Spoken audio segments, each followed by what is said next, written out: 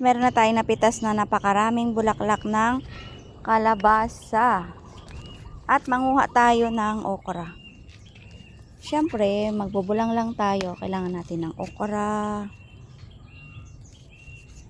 Ang dami na ng sili dito na... Ayun, may isa pa. Araw-araw meron tayong nahaharvest na okra. Yan! Ang dami na guys na pulang sili. Kunin na natin. Lalaki. Lagay lang natin siya. Nahinog na yung ating sili guys. Dahil sobrang init. Sabay-sabay na sila namunga. Sabay-sabay din sila hinog. Ang ganda na sili natin guys. Oh, ang lalaki. Yan. Mahal din yan pag bumili tayo. Kaya hindi na tayo bibili. Yan. Mag-harvest na lang tayo.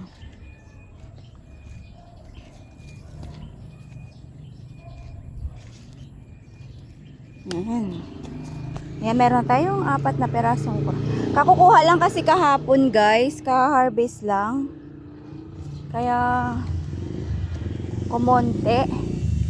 Manguha tayo dito ng kamote.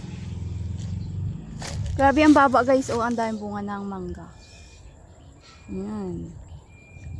Mangga. Sobrang daming mangga. Ayan, nanguha ako ng talbos ng kamote. Yan. Lagyan natin ng talbos ng kamote. Hihipon ako kasi doon guys. Kaya lagyan natin ng hipon.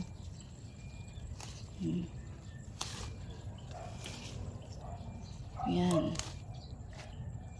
Daming talbos. Ang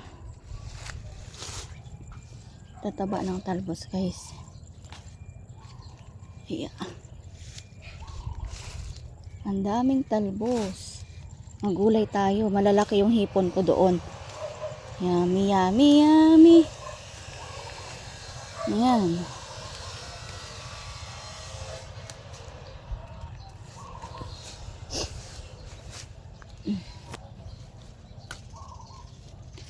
Daming talbos guys. Ang tataba.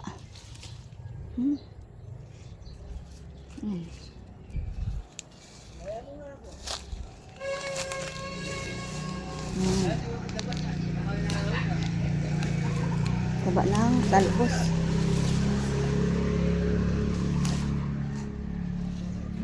Kahit konti lang guys kasi ako lang naman kakain. Ayan lang. Bye bye.